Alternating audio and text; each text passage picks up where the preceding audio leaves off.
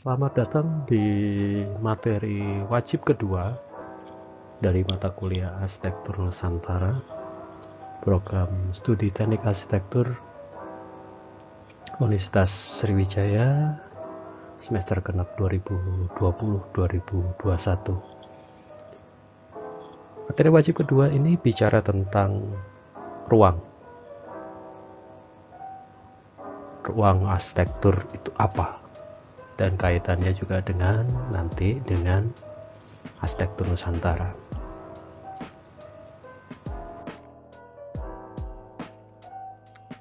Pada umumnya yang sering dipahami bahwa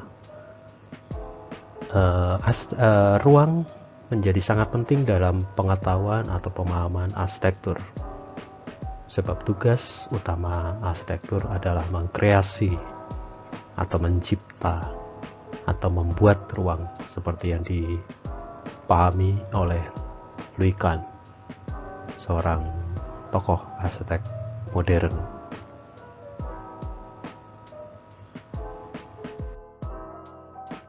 Lalu Berlage juga menyatakan, bahkan mungkin lebih tegas lagi,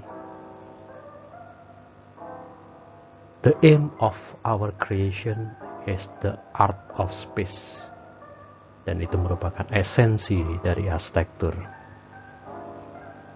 Nah, ini yang kemudian menjadi titik tolak atau titik pijak utama bahwa arsitektur itu ya tugasnya mengkreasi seperti tadi diungkap, tapi tidak hanya sekedar mengkreasi, karena di situ ada kata art, the art of space.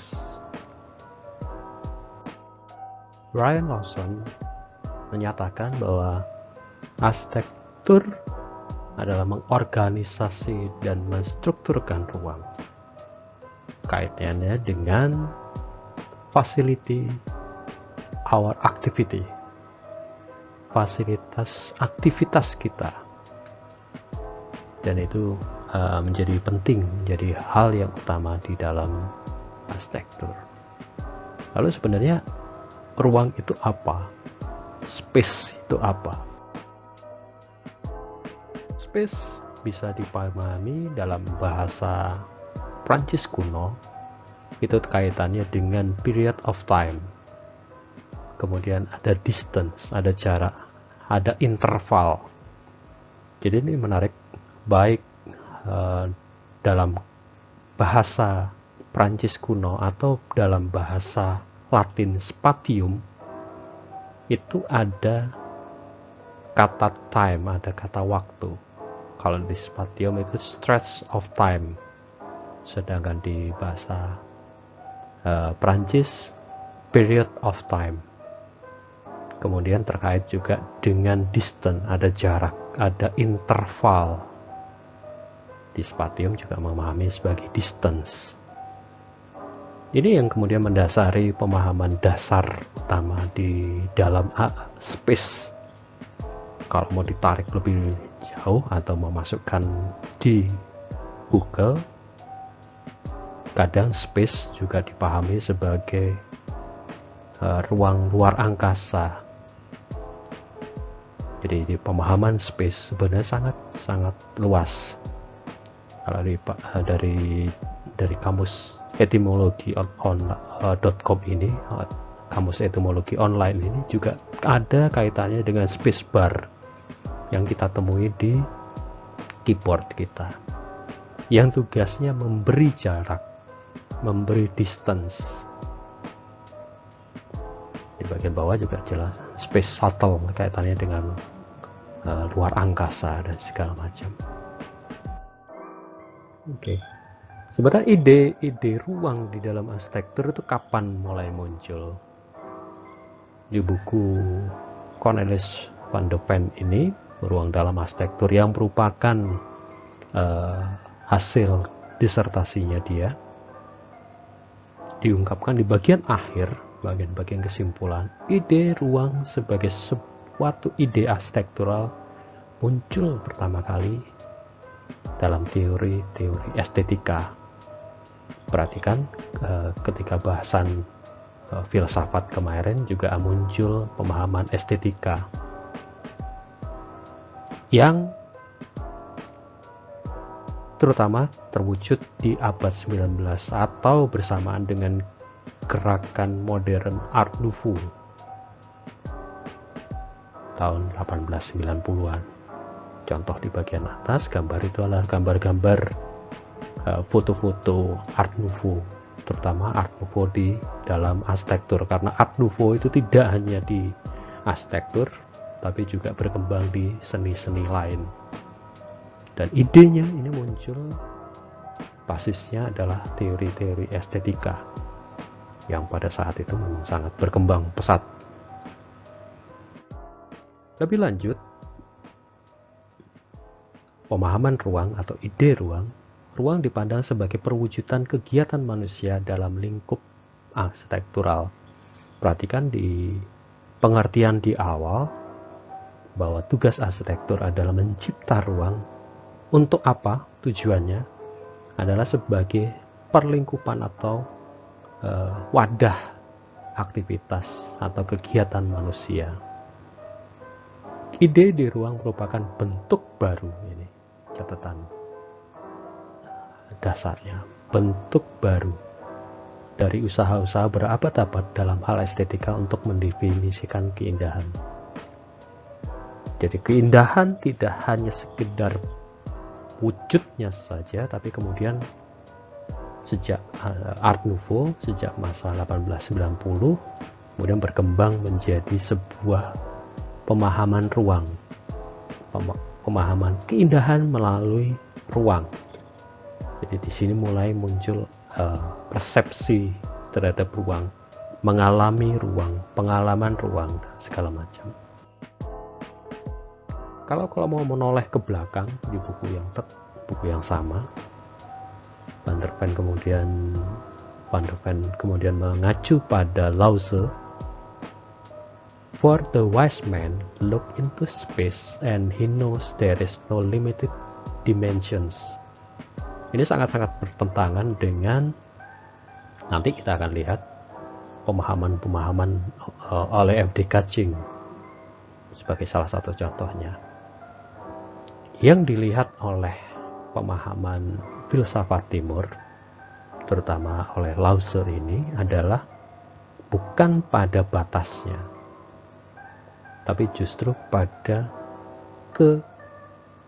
kelowongan atau kekosongan ruang itu. Kemudian lebih lanjut, Van der Ven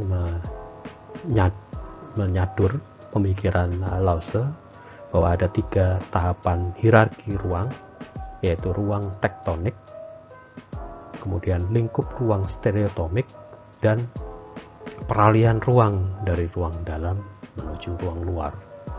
Jadi ada 3 hierarki ini. Tektonik kita pahami sebagai sebuah yang teknis, tekne, itu sebagai inti dari arsitektur. Kalau kita pelajari asal kata arsitektur, itu dari teknenya, tekniknya, tektoniknya, merangkai, membuat rangkaian tektoniknya. Sedangkan stereotomik mungkin mengacu pada pemikiran Semper, ya, menyatakan ada 4 element of architecture. Di sini Semper menyatakan bahwa sebenarnya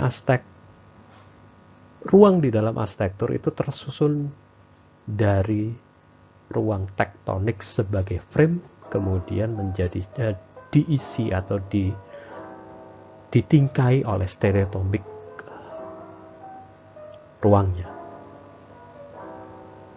Jadi critical essence dari arsitektur adalah bagaimana membuat ruang itu. Di sini Semper kemudian mengacu juga pada arsitektur ruang dan form, mencoba mengkaitkan.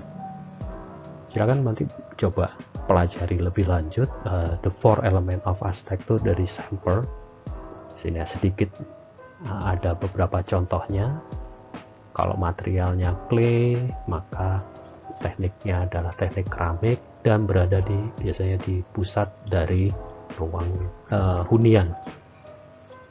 Wood, carpenter, biasanya terjadi di roof, di atap, kemudian tekstil biasanya kemudian digunakan di dinding, mengisi atau membuat barrier atau batasan atau membuat penyekat antar ruang dengan teknik tenun dan selanjutnya sebagai substructure, itu bagian pondasi bawah substructure. Silakan melihat di website ini untuk lebih lanjut belajar tentang Semper kaitannya dengan tektonik dan stereotomik untuk the architectural making. Lebih lanjut, mudahnya stereotomik itu sebenarnya dipahami sebagai ini. Asal katanya stereotomi itu solid dan tomia itu cutting atau melakukan pahatan terhadap sesuatu yang pejal. Bisa seperti ini modelnya, tahapannya. Sehingga yang menjadi penting di dalam stereotomik adalah tekstur. Consider a primary form of decoration in stereotomic architecture. Jadi dekorasi muncul di ruang secara pendekatan stereotomik ketika ada teksturnya di dalam ruang tersebut. Tekniknya adalah cutting stone, jadi bentuk pejal yang kemudian dicowak, dilubangi dan segala macam.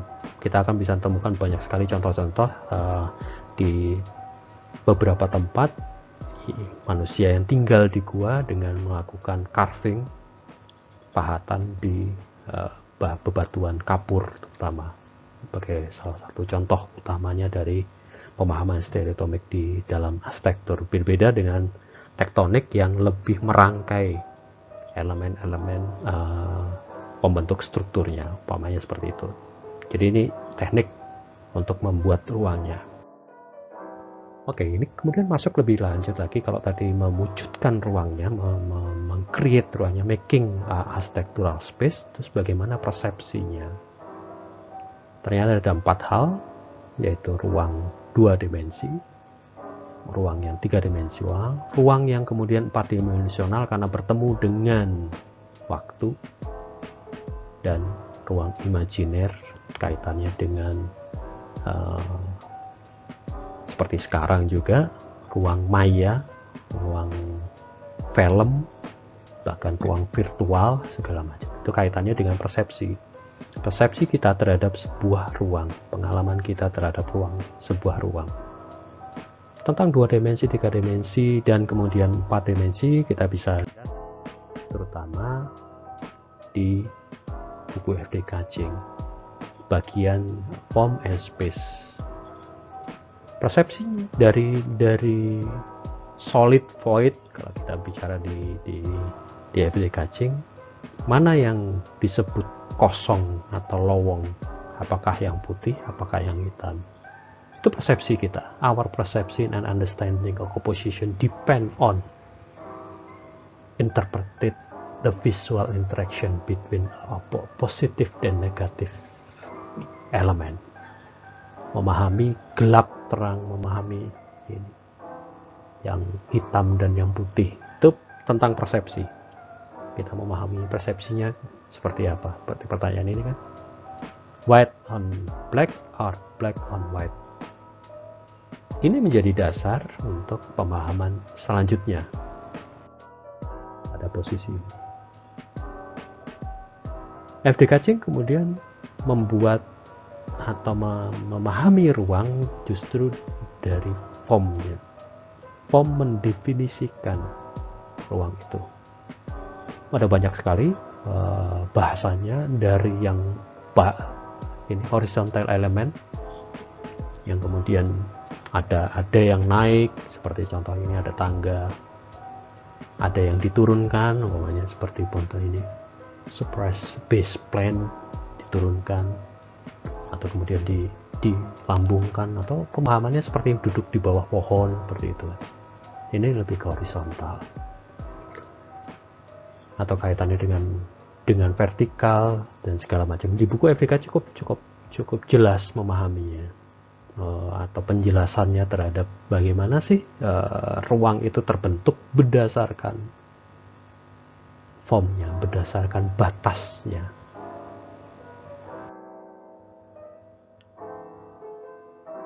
Van der Laan, seorang rohaniawan asal Belanda, kemudian membuat sketsa seperti yang ada di gambar kanan ini, bahwa batasnya adalah batas bawah tanah, sky space yang kita bisa melihat tanpa batas, kemudian pemahaman ini limited horizontal, sejauh mana wall ini bisa dipahami sebagai ruang antara. Apakah ruang yang sangat berjarak jauh itu kita bisa merasakan ruangnya, kembali lagi hanya sebagai persepsi ruang. Apakah ruang yang sempit, ada dinding tebal, tinggi, kemudian orangnya segini, atau yang jaraknya jauh. Ini tentang memahami ruang, mana yang lebih mudah kita memahami ruangnya atau lebih terdefinisi ruangnya. Itu yang kemudian diskemakan oleh Van der Laan. Architectonic space ini bicara tentang konstruksi atau mengkonstruksi sebuah ruang, ada tahapan-tahapan. Hampir sama dengan yang diungkap oleh F.D. Kaching, tapi ini fokusnya lebih kepada persepsi ruangnya. Bruno Sevi tahun 1974 ini kemudian menjadi, bisa dikatakan, salah satu buku pegangan, dan menarik yang dikatakan bahwa arsitektur, however, does not consist in the sum of width, length, and height. Tidak hanya dipahami atau dimunculkan sebagai sebuah kesatuan antara lebar, panjang, dan tinggi yang tersusun dari struktur elemen, tapi justru tentang kelowongan atau kekosongan itu sendiri, di mana manusia dapat hidup dan bergerak. Kalau kita kembali ke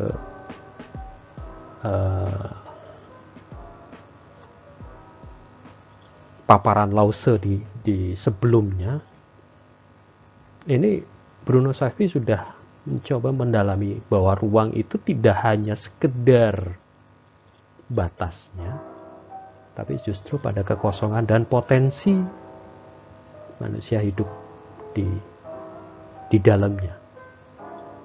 Keindahannya bukan hanya keindahan bentuknya, tapi bagaimana manusia dapat hidup, sehingga memahaminya ruangnya mungkin ke arah fungsional. Jadi wadah kegiatan, wadah aktivitas, wadah pergerakan, wadah hidup.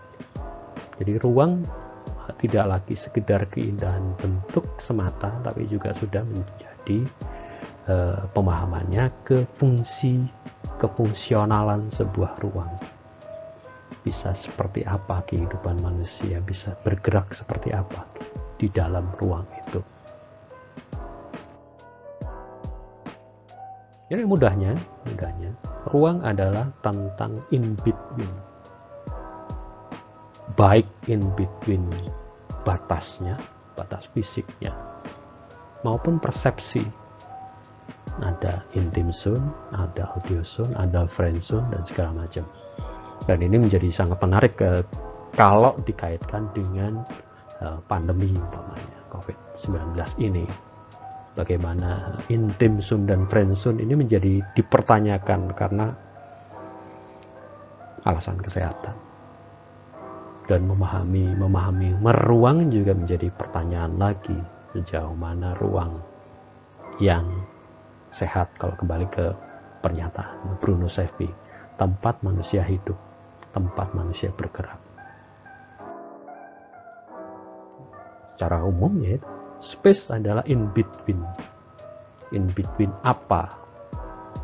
Ya, kalau kita perhatikan tadi ada sedikit dimensi lain tentang ruang, yaitu dimensi keempat ketika masuknya sebuah indikator waktu. Time, space, and matters can fuse together in the grid architecture to allow a deep human experience. Time is the fourth dimension of space. In fact, time can literally and perceptual slow down under the right spatial condition. Jadi, mengkreasi ruang atau mencipta ruang di dalam arsitektur juga memperhatikan waktunya. Itu kalau kenapa di dalam identifikasi fungsional sebuah ruang ada satu kolom atau satu tabel tentang aktivitas. Kapan aktivitas itu terjadi? Di web ini memang dia bicara tentang slow space. Jadi ruang yang kemudian dikompres waktunya sehingga manusia yang menikmati ruang itu benar-benar merasa waktu itu kemudian menjadi lambat. Kenapa demikian? Supaya orang dapat menikmati ruang. Tidak semua ruang dapat diperlakukan seperti itu. Jadi, tapi pada saat bersamaan experience atau mengalami ruangnya juga bisa dilambatkan. Orang bisa dibawa ke dunia lain katakanlah, atau mengalami sebuah pengalaman ruang yang berbeda. Terutama kalau umpamanya di kasus-kasus museum, jadi seperti diseret ke masa lalu umpamanya, atau dengan ruang virtual, dengan game-game tertentu kita diseret ke arah pemahaman ruang yang berbeda. Sekarang dengan game, perkembangan game sekarang, orang juga bisa memperkirakan atau berada di tempat lain. Memahami ruang virtual akan unik, akan menjadi menarik ketika memasukkan unsur atau indikator waktu ini. Waktunya waktu yang mana? Waktu real kita, 1 detik, 2 detik, 1 menit, 1 jam, 1 hari, atau waktu ketika kita mengalami ruang itu. Jadi karena tugas seorang arsitek membuat atau meng-create ruang, ya, waktu menjadi salah satu indikator penting dalam proses creation. Salah satu contohnya ya, yang diungkap oleh Pallasmaa, Giovanni Pallasmaa, tentang mengalami ruang. Apakah ruang present, ruang sekarang, ruang di masa depan, atau bahkan ruang di masa lalu, dengan experience the slow healing flow of time. The time of architecture is detailed time. The greatest of building time stand firm still. Jadi bagaimana kemudian ruang itu memfreeze waktu. Ini kaitannya dengan persepsi ruang. Kembali ke persepsi ruang. Apakah mengalami ruangnya seperti apa di sebuah ruang yang diciptakan oleh seorang arsitek? Apakah hanya sekedar fungsional semata, menyelesaikan aktivitas, memberi pelayanan terhadap aktivitas manusia, atau memberi tambahan pemahaman atau tambahan pengalaman meruang? Itu yang diulas oleh Giovanni Pallasmaa di bukunya dan beberapa bukunya tadi. Pengalaman ruangnya yang diutamakan, kaitannya dengan ruang, kaitannya dengan waktu, dan kaitannya dengan panca inderanya yang lain. Jadi secara singkatnya, Bagaimana pemahaman kalian terhadap ruang dan waktu? Lebih ke persepsi, apa perasaanmu ketika mengkreasi, ketika menciptakan, atau ketika merancang sebuah ruang? Di sini kembali lagi ke tugas seorang arsitek. Tugas seorang arsitek apakah sekedar melayani fungsi aktivitas, atau dia ingin menambahkan sesuatu sebagai sebuah keindahan yang lain. Bukan berarti saya ngomong sekedar, saya menyatakan sebagai sekedar aktivitas itu salah. Enggak. Sekedar itu memang dia fokusnya kepada fungsional sebuah ruang.